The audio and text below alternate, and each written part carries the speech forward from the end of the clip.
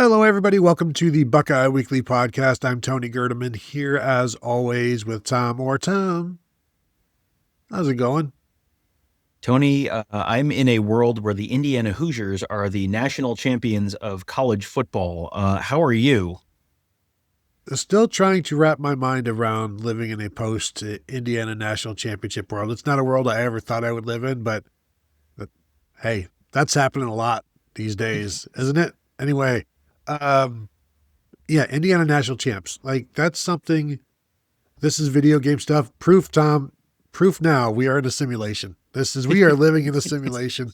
A CFB 26 sim as Indiana, your national champs. And so we're going to talk about lessons that maybe Ohio State can take from Indiana winning a national championship.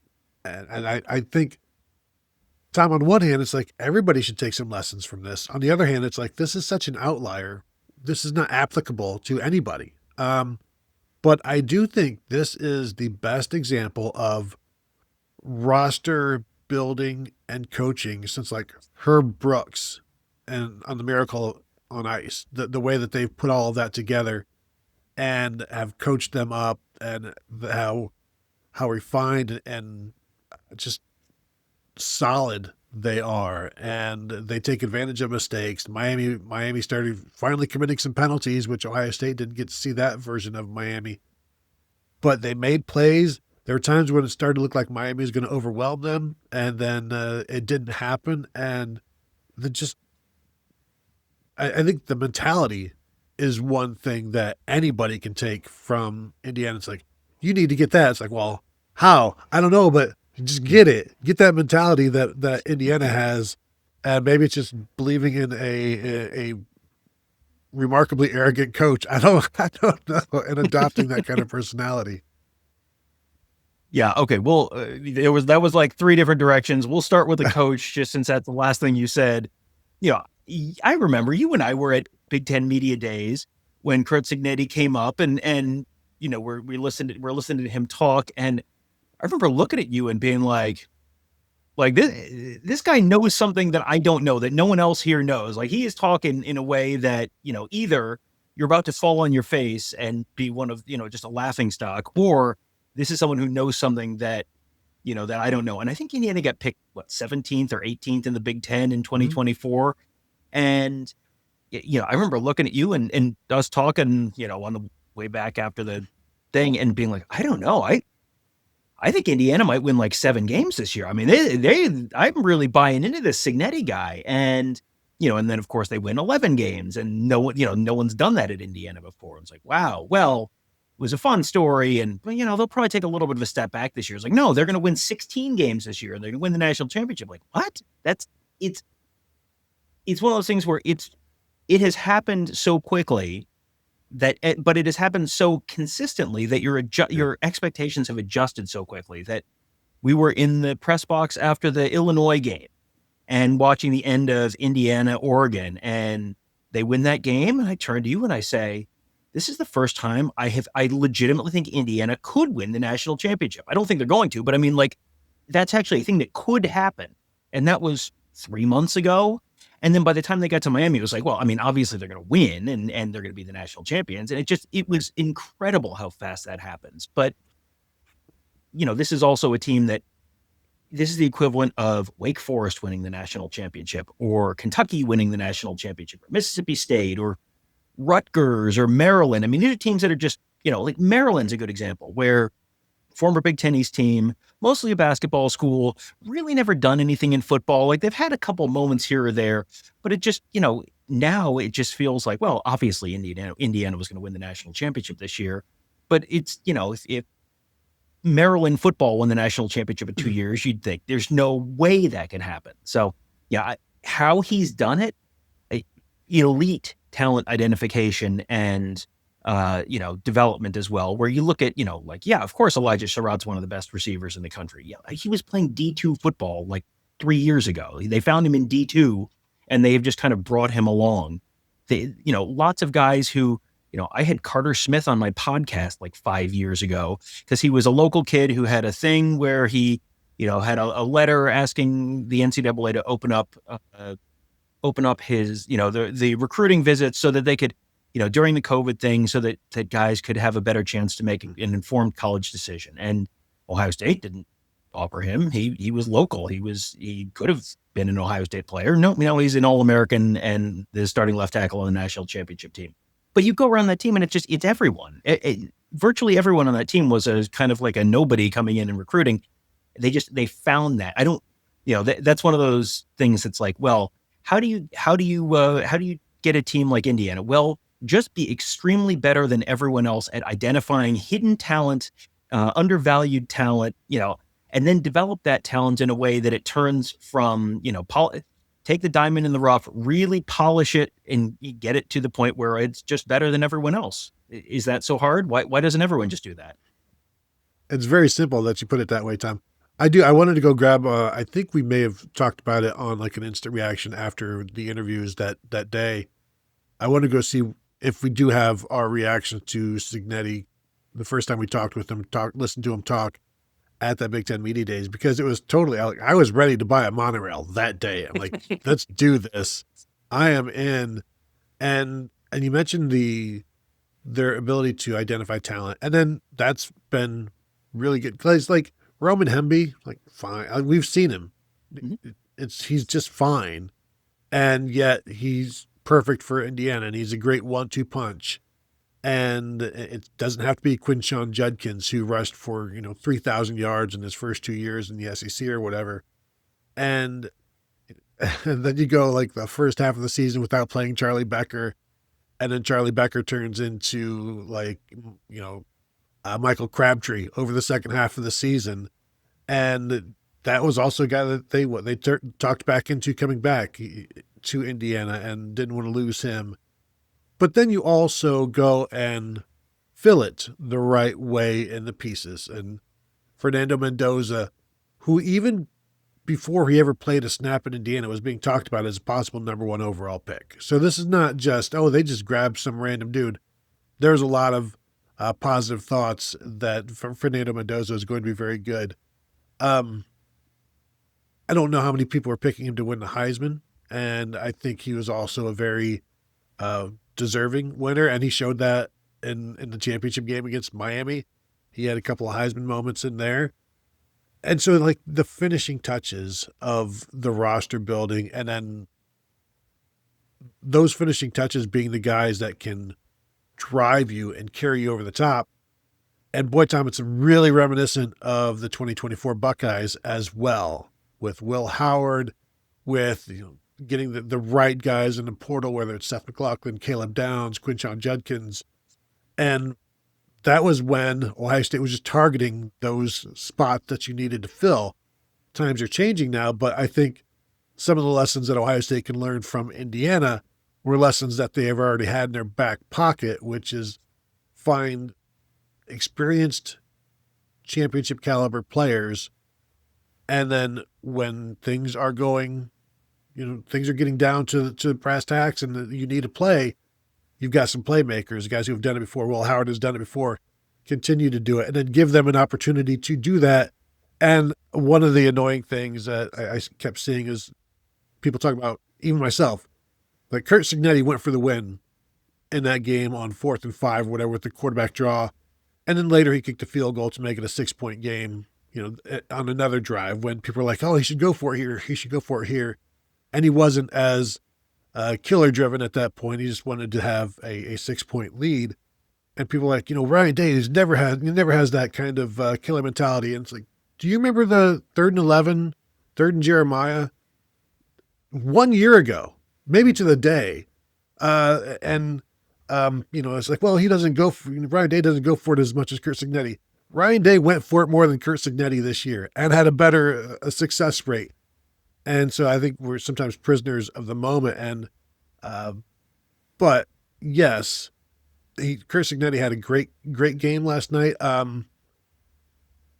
He wasn't flawless, but in terms of just the overall coaching aspect and the aggression and the finding the right guys, when all of that comes together, then man, it's hard to stop. It is hard to stop. And I think, part of that is it's easy to look, and I recognize, I'm going to break the fourth wall here. I recognize the irony of saying what I'm about to say on a show where we're talking about, like, what did we learn from the fact that this team won the national championship? You probably shouldn't look at just the results and go, well, obviously the process was all 100% right to get them there. Like, that's not just because the result is good, that doesn't mean the process is always 100% right. And there's not always a 100%. I think that was the first fourth down that Indiana had gone for all CFP, if I remember correctly, the one I think in the first half. And then, they should go for it more. You know who goes for it on fourth down a lot? Dan Lanning. How's that working out? Well, we're out of time.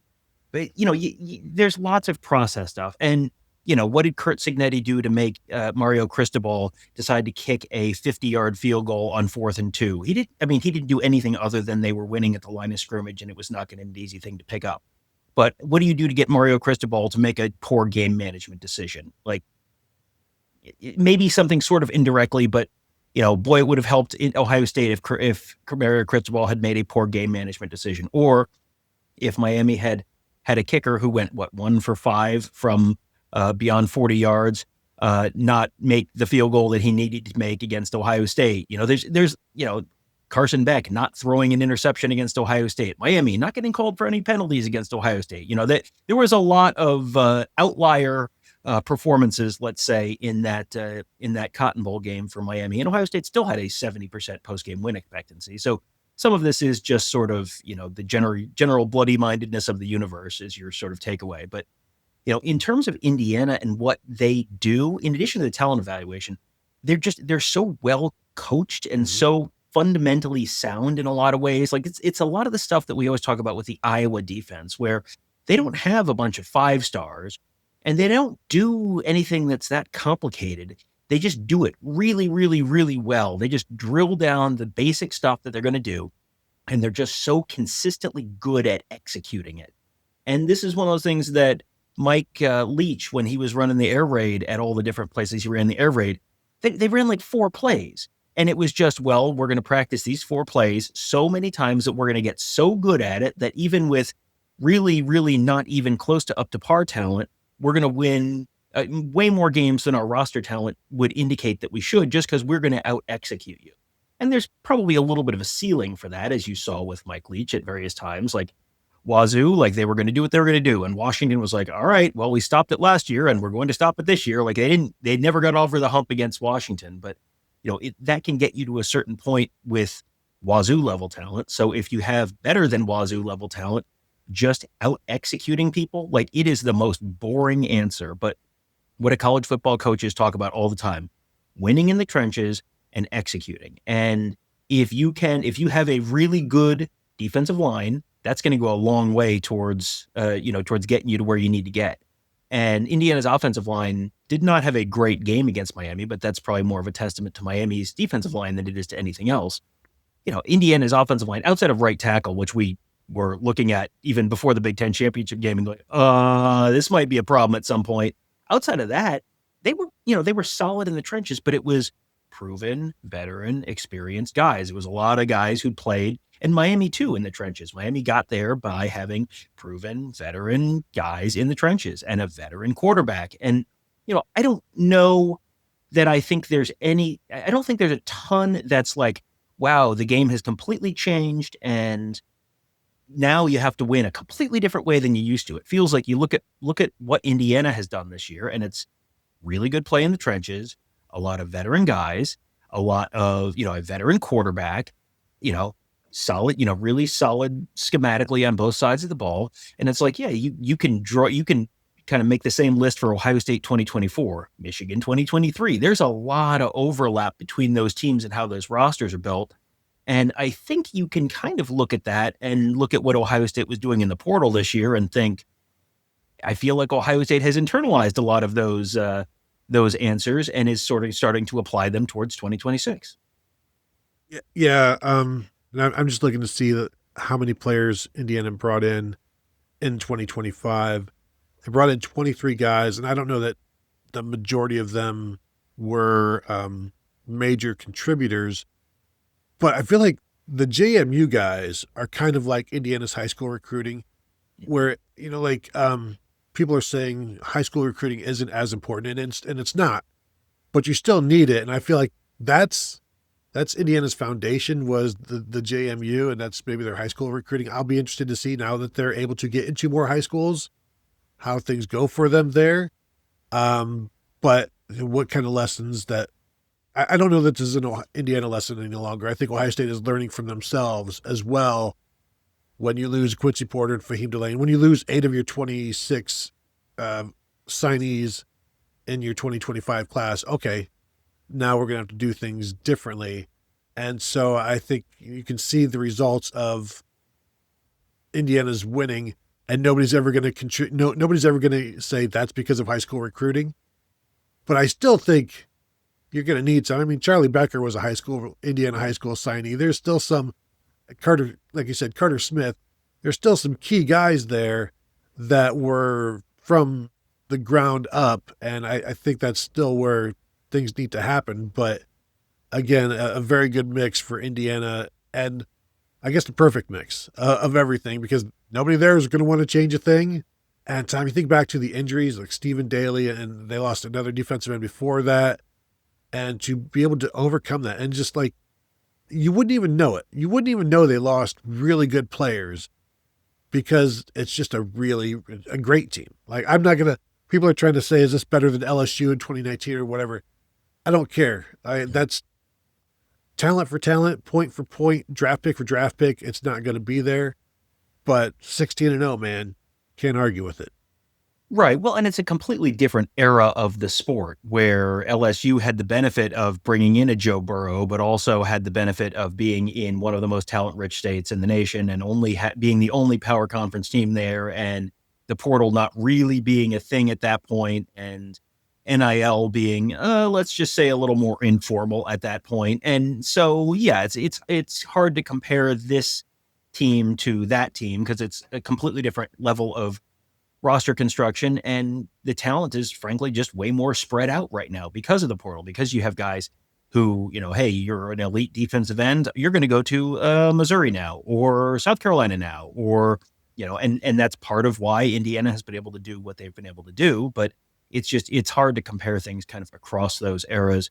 And that's kind of another reason I think it's probably a little early to say high school recruiting is dead. Like, I've seen people basically say it doesn't matter at all anymore. It's like, I don't know that I would make a real declarative statement like that just yet. Where is it maybe less important right now than it has been in the past? Yeah, absolutely. Tell me with a great deal of certainty exactly what the player, movement model is going to be 3 years from now. Are guys going to be locked up on multi-year contracts? I don't know, maybe, quite possibly.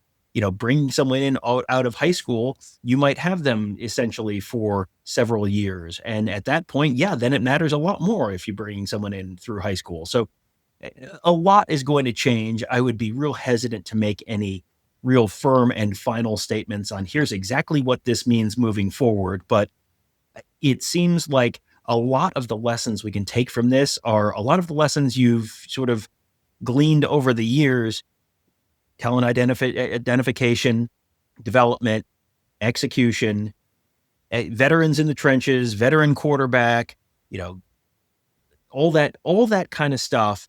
It's all the stuff we've talked about for years, and Indiana just did it way better. We should also mention real quickly, their coordinators have been together for since like IUP. I mean, that's also a very hard thing to do if you have guys who have just been together and they've just done this and they've been able to keep the staff together.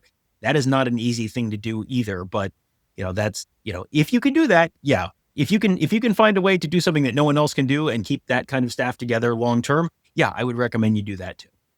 I would also say, the last thing here is, I don't know that anybody's ever won it without a little bit of luck as well. And in terms of the luck, that's Miami jumping a route on an RPO last night that does not get pick sixed, as opposed to one that does get pick sixed against Ohio State, or 2 fumbles that bounce right back to a playmaker, as it did for Miami against Ohio State. And this is not making excuses. This is just talking about what has happened. And when that doesn't happen to you, you got a better chance of winning. When luck goes in your way, in a close game, Miami doinks a kick, goes out. Indiana doinks a kick, goes in. Just Stuff like that. That's why college football is fun. You never know who's going to win anymore. And as the season is now over, and we all lament the death of college football, just look back on what we got to watch and wonder what it's going to be next year. Because seemingly anybody with the right temerity, the money, the will, but also you got to be able to do it. You got to be able to see it, put it together, all of these things. Still takes more than money, probably, but money sure helps. And so there you go. Just some thoughts. Tom just wanted to let everybody know what Ohio State should do to be more like Indiana. And so we thought, okay, we'll give you your platform to go ahead and do that. There you go. That'll do it for us. If you're watching on YouTube, go ahead and hit that thumbs up. We'd appreciate that. Subscribe to the channel, hit the bell to be notified. We're back. We took a weekend off, but now we're back, and you know what that means. And of course, if you're listening, go ahead and give us a 5-star rating and review. Don't forget about Tom's Buckeyes tomorrow morning, every single day, into your ears. There you go. And you can continue to find us at BuckeyeHuddle.com. Thank you all for tuning in, and we will talk to you all later.